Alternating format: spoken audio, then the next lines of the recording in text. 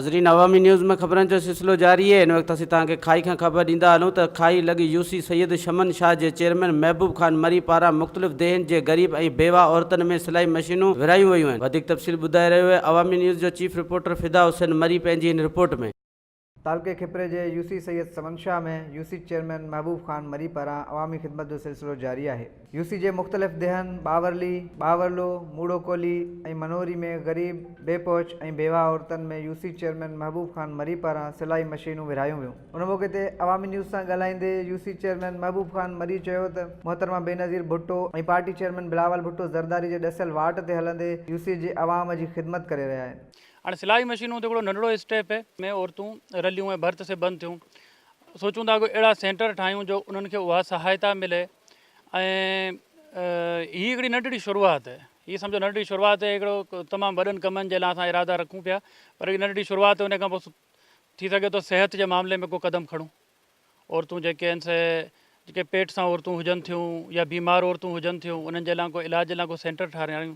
उम्मीद रखूं था त इंशाअल्लाह ताला बहितरी थींदी। उन मौक़े ते इलाइक़े वासनि जो चवणु हो त खुशी थी आहे असांखे में बि ॾिनी आहे मिशन 50-60 असांजे ॻोठनि में असीं ख़ुशि थी आहे। असांजे में असीं सिलाई करे बच्चनि जा पेट पालींदासीं। चेयरमैन जी महिरबानी आहे, असांखे पंहिंजी मिशन ॾिनी आहे। ॾाढा शुक्रगुज़ार आहियूं यूसी चेयरमैन महबूब मरी साहब जिन जा अॼु हिते जेके 50-60 औरतुनि में जेका सिलाई मशीनूं विरायूं आहिनि, इहे वीचारियूं ग़रीब बेवा लाचार औरतूं हुयूं ऐं इन्हनि जे घरनि में जेके फ़ाक़ाकाशी हुई। असांखे उमेदु आहे त इहे जेके मशीनूं जेके ग़रीब मिस्किन आहिनि इहे पंहिंजा जेके गबा छा या इहे जेके लटा आहिनि आड़े पाड़े जा सिबी करे पंहिंजी मज़ूरी कंदियूं। महबूब खान जा मरी जा शुक्रगुज़ार आहियूं।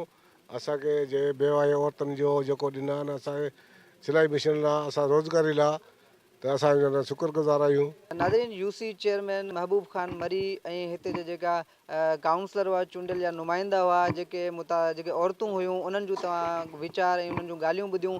उन्हनि जो चवणु आहे त जेको सो यूसी चेयरमैन जो जेको इहो अमल आहे इहो तमामु बहितरीनु अमल आहे, छाकाणि त इन अमल सां जेको सो आहे जेके ग़रीब मिसकिन ऐं बेपोच जेके औरतूं आहिनि उहे जेके आहिनि ओड़े पाड़े जो कपिड़ा जेके आहिनि उहे सिबंदियूं ऐं उतां जेको कमाई जेको उन्हनि जो थींदो जंहिंसां उहे पंहिंजे घर जो गाॾो हलाईंदियूं। कैमरामैन अज़हर मरी सां गॾु फिदा हुसैन मरी, अवामी न्यूज़ खाई। वधीक ख़बरनि ऐं तफ़सील लाइ विज़िट कयो अवामी news Facebook page, YouTube page ऐं अवामी न्यूज़ वेबसाइट।